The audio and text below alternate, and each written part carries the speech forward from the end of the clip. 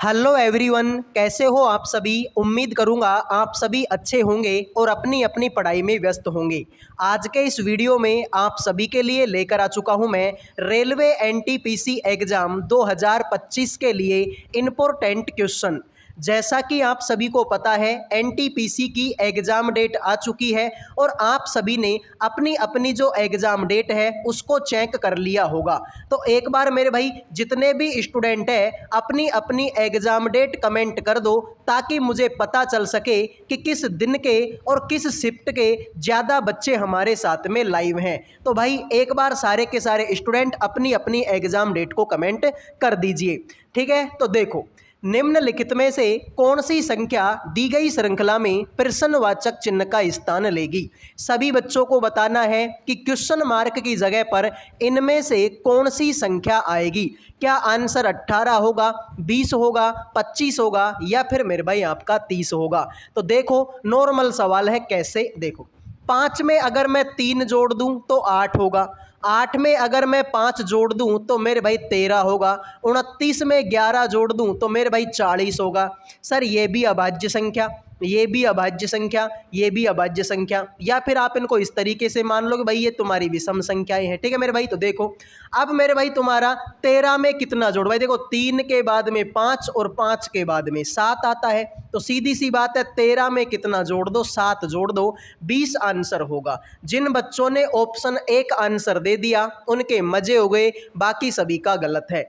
अगला सवाल देखो, दिए गए विकल्पों में से उस संख्या का चयन करें जो निम्नलिखित श्रृंखला में प्रश्नवाचक चिन्ह के स्थान पर आ सकती है। सभी स्टूडेंट बताएंगे कि क्वेश्चन मार्क की जगह पर इनमें से कौन सी संख्या आप लोगों की आएगी। क्या आंसर 52 होगा, 48 होगा, 54 होगा या फिर मेरे भाई आपका 50 होगा। तो ध्यान से देखो मेरे भाई, ऐसे करते हैं, एक छोड़कर एक देख लेते हैं। देखो 38 में 4 जोड़ेंगे 42, 42 में 4 जोड़ेंगे 46, 46 में 4 जोड़ेंगे 50। यही तो तुम्हारा आंसर है ऑप्शन नंबर डी। ऊपर देख लो भाई, 40 में 2 जोड़ेंगे 42, 42 में 2 जोड़ेंगे 44, तो अगला मेरे भाई 2 जोड़ेंगे 46। लेकिन अगला हमसे पूछा ही नहीं है, हमसे तो ये पूछा है, तो राइट आंसर तुम्हारा क्या होगा, 50 होगा। लो भाई अगला सवाल, एक पासे के फलकों को L M N V W और एक्स अक्षरों से नामित किया गया। उसी पासे की दो स्थितियां नीचे दिखाई गई हैं। एक्स वाले फलक के विपरीत में कौन सा फलक होगा। सभी बच्चे बताएंगे कि एक्स के विपरीत में कौन सा फलक होगा। तो बताओ मेरे भाई आंसर क्या होगा।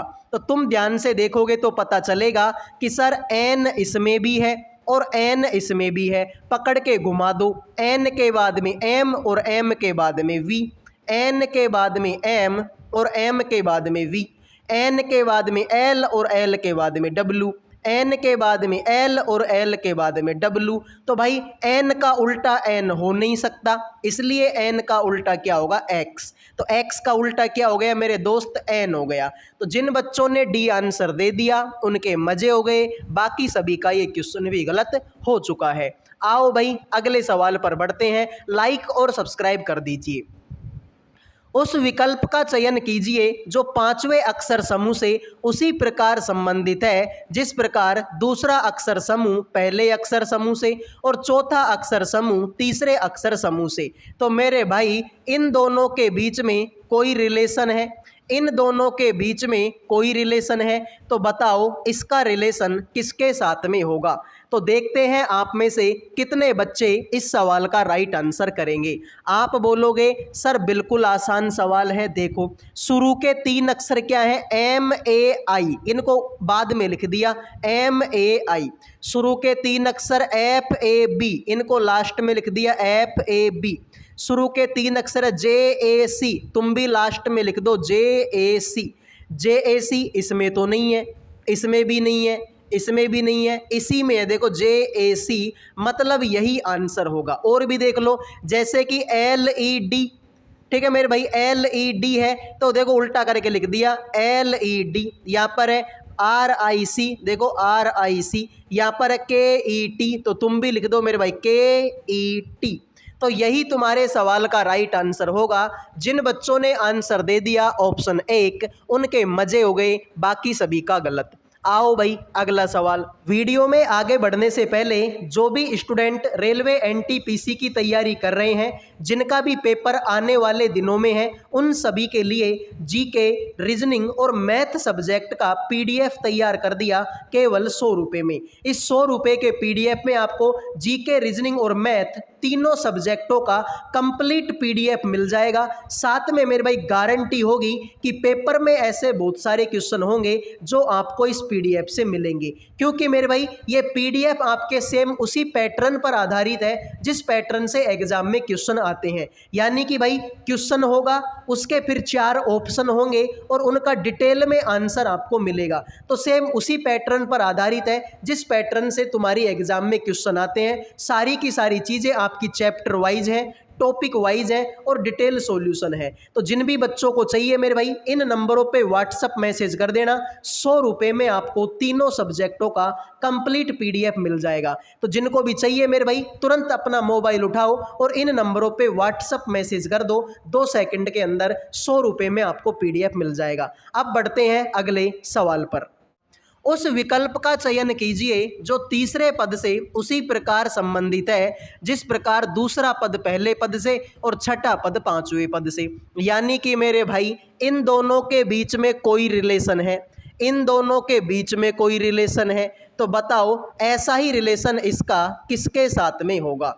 तो बताओ भाई इस सवाल का राइट आंसर क्या होगा। आप बोलोगे नॉर्मल सवाल है, बिल्कुल मेरे भाई। देखो यहाँ पर कितना है 29। अगर मैं 29 को 2 से मल्टीप्लाई कर दूं तो आंसर कितना आता है 58।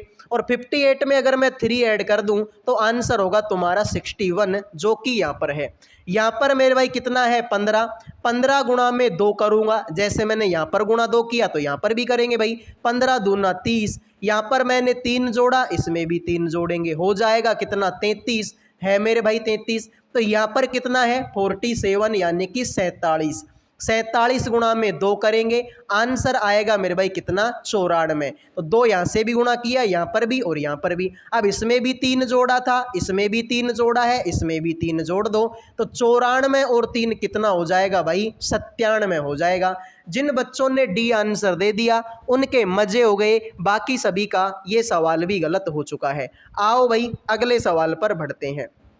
बताइए a प्लस बी का मतलब है कि a b की मम्मी है, a माइनस बी का है कि a b का भाई है, a गुणा b का मतलब है a b की पत्नी है और भाग का मतलब है ये इसके पिताजी हैं। तो बताओ मेरे भाई a का e से क्या संबंध है। तो ये रहा a और ये रहा e, इन दोनों के बीच का रिलेशन आपको फाइंड आउट करना है। बताओ भाई आंसर क्या होगा। तो देखो भाई एक एक चीज को देख लो। यहाँ पर सबसे पहले क्या था भाग। भाग का मतलब क्या है ए बी के पापा हैं, तो बी के पापा कौन हो गए ए। तो ए जो है मेरे भाई सर ये तो पापा हो गए किसके, सर बी के पापा हो गए। आगे है माइनस, माइनस बोले तो सर ये इसका भाई है तो इसका भाई हो जाएगा ये। तो बी जो है सर भाई हो जाएगा किसका, सर ये तो सी का भाई हो जाएगा। आगे तो प्लस है, प्लस बोले तो मम्मी, तो डी की मम्मी कौन होगी सी, तो सी जो है मम्मी होगी मेरे भाई किसकी, डी की मम्मी होगी। ठीक है, उसके बाद में माइनस, माइनस बोले तो फिर से भैया, तो डी जो है भाई हो गए मेरे भाई किसके, सर ये तो ई के भाई हो गए। ठीक है भाई, तो सिंपल सी बात थी। सवाल में तुमसे बोला था कि भाग का मतलब तो पापा है, मैंने पापा लिख दिया। यहाँ पर माइनस था, माइनस का मतलब भाई है तो मैंने भाई लिख दिया। यहाँ पर प्लस है, प्लस का मतलब मम्मी है तो मैंने मम्मी लिख दी। आगे गुणा था, गुणा का मतलब मेरे भाई क्या है, सॉरी गुणा नहीं, आगे तो माइनस है, माइनस मतलब भाई है तो दोबारा मैंने भाई लिख दिया। देखो भाई मान लो कि ये मैं हूँ, ठीक है, ये मेरे भाई, मेरे भाई की मम्मी मतलब मेरी भी मम्मी, मेरी मम्मी के भाई मेरे मामा और मेरे मामा के पापा मेरे नाना। भाई तुम्हारे मामा के पापा तुम्हारे नाना ही लगते हैं। ठीक है, तो यही तुम्हारा आंसर होगा। तो ए का ई से क्या संबंध है भाई, नाना। भाई एफ की जरूरत ही नहीं है हमको सवाल में, हम क्यों लिखें।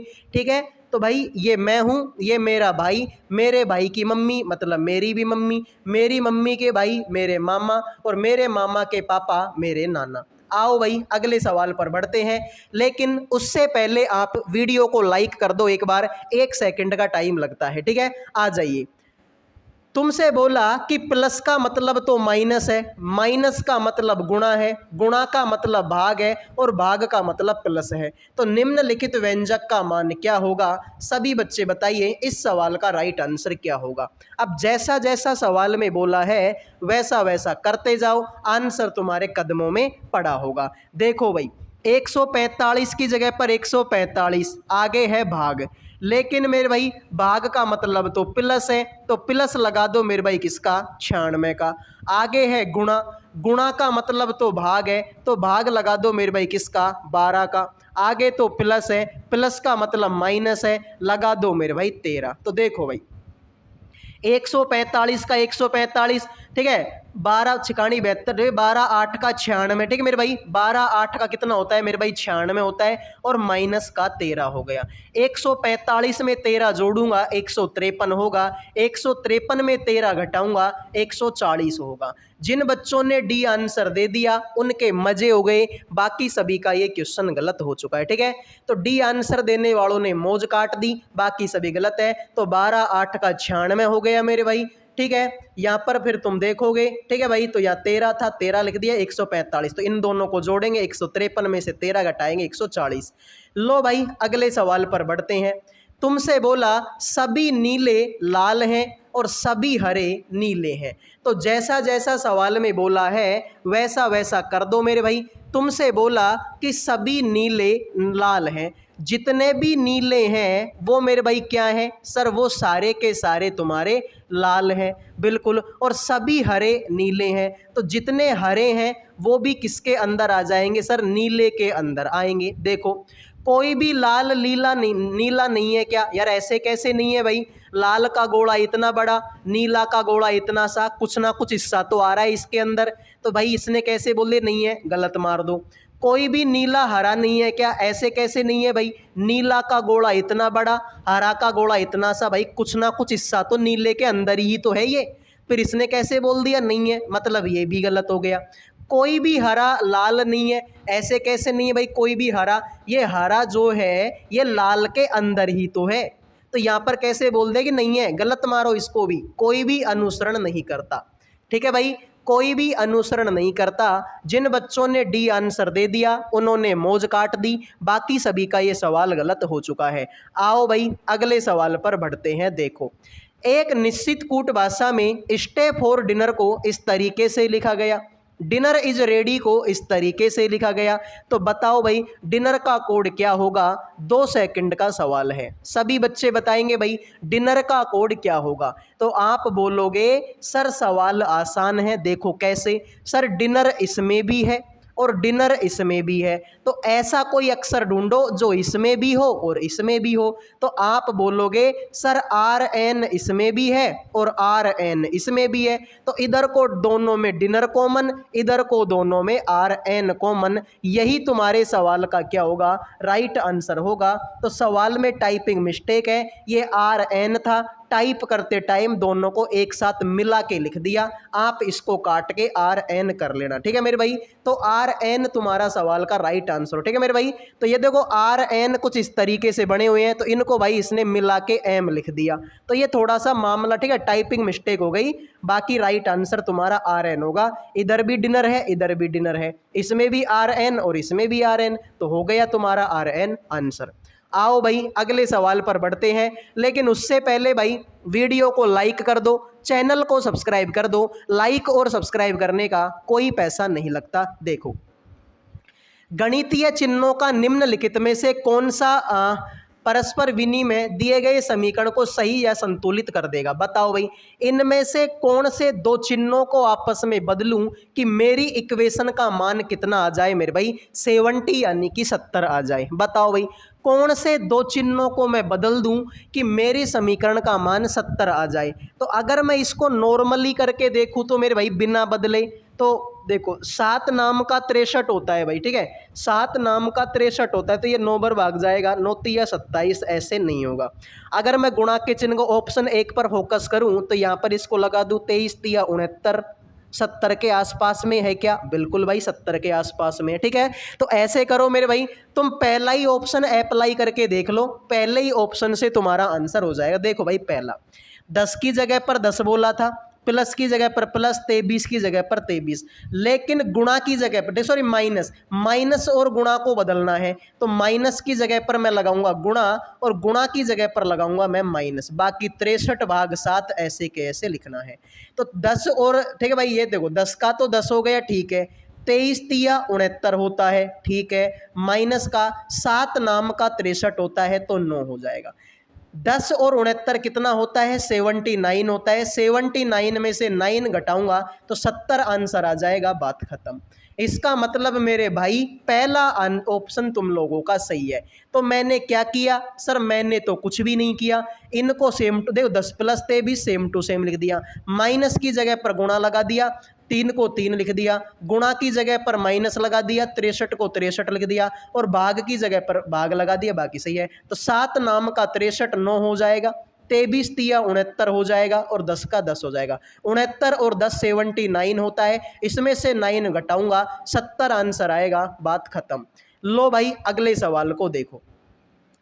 एक निश्चित कूट भाषा में गेम को इस तरीके से लिखा गया, फार्म को इस तरीके से लिखा गया, तो बताओ भाई टाउन को कैसे लिखा जाएगा? तो देखते हैं आप में से कितने बच्चे इस सवाल का राइट आंसर करेंगे।